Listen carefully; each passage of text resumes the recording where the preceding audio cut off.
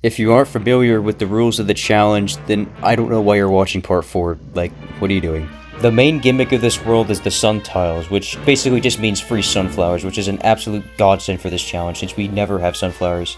Red Stinger's main gimmick is that the closer he is to the front of the lawn, the less he attacks and the more he defends, but honestly this is a completely useless mechanic and makes him a worse plant overall. He is still really good because he's pretty much just a cheaper repeater, and he will be our main DPS dealer throughout this entire world. I know I'm glossing over the first couple of days, but that's because they're pretty easy. Day 3 is a conveyor belt level, which is supposed to be the introduction for Lava Guava, which is allowed because it is a premium plant for the world. However, I don't want to use it, so I just beat the level using Red Stingers. Day 4 introduces the Excavator Zombie, which digs up plants in its way, and also blocks oncoming projectiles like Red Stinger, which may seem like it's completely countered and can't beat this level, however its plant food ability can pierce its shovel and kill it. Because of this, Day 4 is beaten first try with ease. Day 5 is another conveyor level and an introduction to a key, which I honestly think this plant fucking sucks. It's honestly not as bad as Pepperpult, but it can barely beat the zombie it's meant to counter, so great. At least Pepperpult actually counters the thing it's meant to counter, which is the Frostwind. Day 6 was yet another Shrimpo level. I've also started to notice a trend lately with the introduced plants, and that every time a plant gets introduced, it's always a conveyor level with the plant, followed by a level where you're forced to use it. And you know what? I'm not complaining, because I was going to use it anyway. Day 7 introduces probably one of the most annoying zombies in this world, which is the Parasol Zombie. And why do I say this? Well, for one, this zombie counters the key, which we just got, so that's awesome. And 2, most of the time, Parasol Zombie is stacked with Excavator Zombie, making this rope and shield bullshit. However, Red Stinger's plant food can counter this dubious duo, and we can beat this level with, okay, I know I'm saying ease a lot, so, this level was painless. Day 8 is a don't let the zombies trample the Flowerland level. I would have beaten this day first try if it wasn't for the fact that Aki sucks at everything. Actually, it's my fault here. I could have just planted something ahead of the Flowerline and, you know, actually microed, but whoops. However, gamers always prosper, and I beat this level second try. Day 9 is yet another conveyor level, except this time we only have Endurian, and to be honest, this level is actually pretty easy. You may think that Excavator Zombies completely fuck you over, however, there's a secret technique. If you place an Endurian right before the Excavator leaves the tile he's on, then he will try eating it instead of digging it up, which means he dies to the Endurian. Because of this tech, we beat the level with Serenity. Day 10 is the easiest level so far, as Endurian also counters the Roman shield formation done by the Excavator and Parasol Zombie. We even ended with a formation that looks like an E and a T, which stands for Ethnomusicology. Okay, so the dragonflies just completely counter the Endurian, so that's awesome. I like how they're introducing counters to the plant that you immediately unlock. The Dragonfly Zombie is an absolute pain in the ass in this world, as for one, it's super fast, the bug is tanky for no fucking reason, and also this thing flies over all your plants, which is like a dodo rider on every steroid known to man. Thankfully these guys aren't used too much in this level, but these guys will bum rush you while you have no sun at the beginning of later levels. A cool thing about the Lost City is that the gold tiles actually count for sun being produced, so we can beat this level without sun producers. But this level gives you no time to stall, as there are 3 gargantuars that spawn in this level and constant bug zombies that fly over everything. Yeah, I don't know.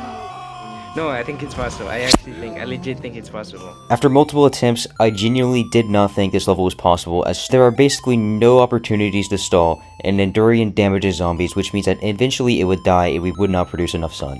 There's no way. There's no way. There's a way. Okay, what is your strategy? What would My strategy is place all the Endurian, try to get them all, placed. All the freaking plants placed on us on that thing. Okay. And with doing this, I accidentally found the solution. Oh no, wait, get rid of wait, hold on. Sunflowers. Oh, that's smart. Oh my god, wait. The Red Stinger's abilities is actually clutch. Wait, you're right. Wait, you're right. You're actually right. Red Stinger is actually I can't believe this ability is actually doing something. That's right. Red Stinger's fuck-ass ability actually does something in this one level. Shout out to my friend for convincing me to reattempt this level. Day 13 is another conveyor level, which is RNG dependent. Seriously, why are Repeater and Red Stinger in the same level? They're virtually the same exact plant. After banging my head into the wall for 20 minutes, I looked up the odds for each plant in this level, and apparently, Spikeweed is 28% and Repeater and Melonport are 16%, so I was just getting unlucky. After a few more attempts at the slots, me and my friends just decided to skip this level because it was getting boring. Oh man. I'm not doing it. Okay. Someone else could waste their time on these levels. And that somebody else was me, as I then attempted this level 20 more times, and then I finally won. Now I see why most YouTubers don't even bother with these levels because they're so boring.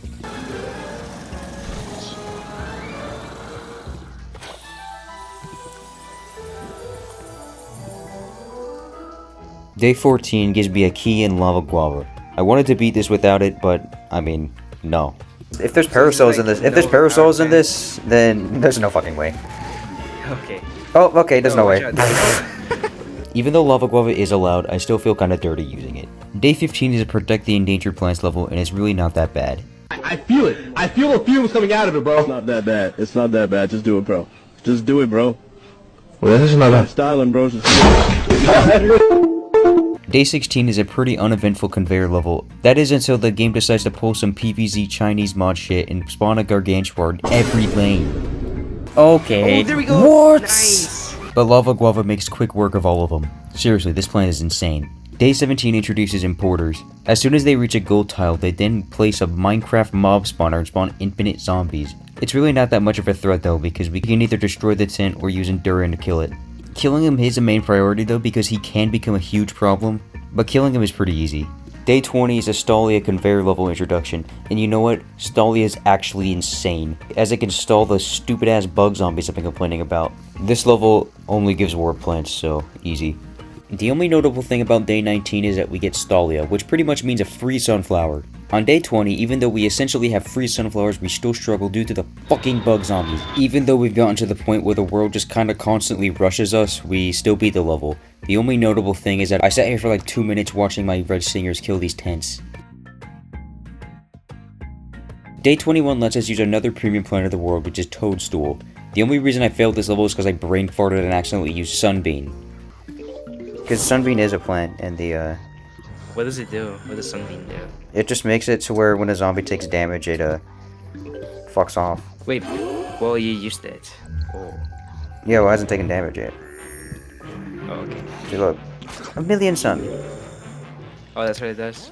Yeah, that's all it does. Okay. Bro, you cheated. Fuck, you're right. Aside from that, this level is pathetically easy. Day 22 introduces trap tiles, and most of the time, zombies just walk into the trap tiles, ending their own lives.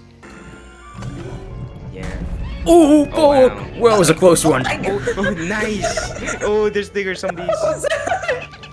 That was a close one. Wait, can you beat it without doing anything at all? What the fuck?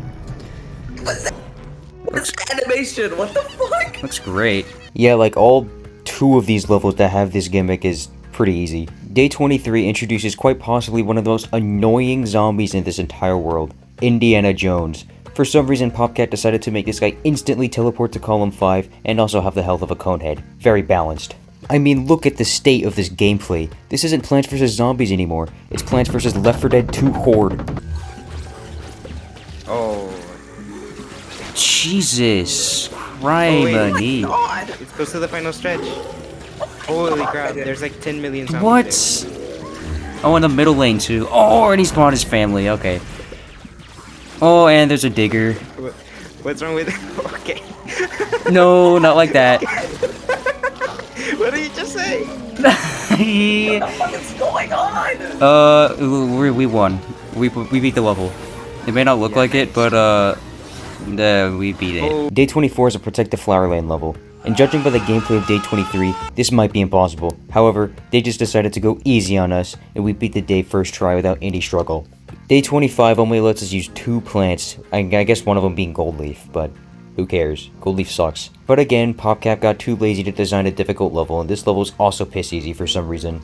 I realized I forgot about day 26 while editing this video, and I looked back and watched it, and yeah, this level is nothing. Day 26 introduces yet again another incredibly annoying zombie. Think raw zombie, except it insta-kills your plants. This fucker insta-killing literally everything, along with bugs flying over everything, along with swashbuckler. along with relic hunter zombies pretty much teleporting to the end of your lawn, this level is insanely difficult. You only start off with 3 sun tiles, and Gold Leaf might as well be in hibernation the entire level, so sun production is very stingy, meaning that Grandpa here needs to be dealt with as soon as possible. By the way, Buckethead bug zombie spawn, and tell me how I'm supposed to deal with this with 115 sun. Oh yeah, not to mention that these turquoise gold zombies spawn in every lane at the final wave. But after a shitload of predicting where the zombies are going, we could barely beat this stage with 4 plants left on the board. Jesus Christ.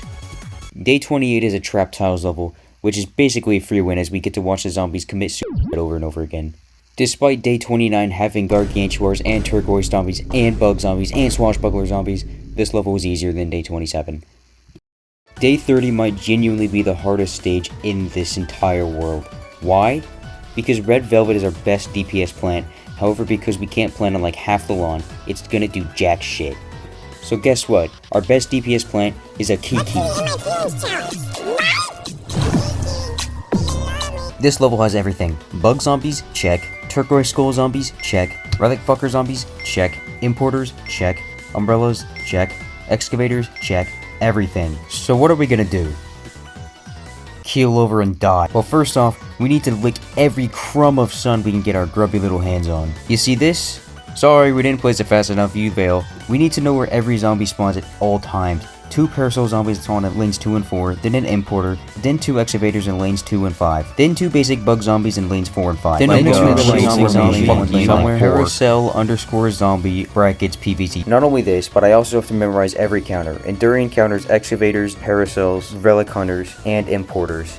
And then stall turquoise zombies with Stalia as long as you can, as it will probably die to raw damage alone. Bug zombies don't spawn much on this level, so we can use mowers. This is completely unrelated to this section, but look at this absolute bullshit Indiana Jones can pull off. He could just spawn on the 4th column. After photographically memorizing every single zombie on every single lane, I finally beat the level. Just kidding, my trackpad decided to prank me and decide that I apparently let my mouse go over the plant food on the Endurian that isn't fucking protecting anything. Thanks! Oh, fuck. No, we'll watch. Fuck! Why? Nice. That's awesome. SYBAU Gubby Hater said wow. SYBAU Gubby Hater said fuck. Yo! Wait, no, please down the sun producer up there and then... Oh, I think you did it. Fuck you, man! I did beat the level on my next attempt, but man, that was depressing. And finally, day 31, my friend decided to do the voiceover for this level, so here's what he has to say. So in this day, I got the Toad, and then we beat it. And finally, we reached the Dr. Zombos fight. I must say, this is one of my favorite worlds in this entire challenge so far, as it was actually difficult, but fair. I guess the developers noticed that the sun tiles make the world too easy, so they decided to spam the ever-loving fuck out of you with zombies. And you know what? That's really cool. I like that. Also, I don't see this mentioned a lot, but the music in this world is also really good. Like, the final wave music is insanely intense.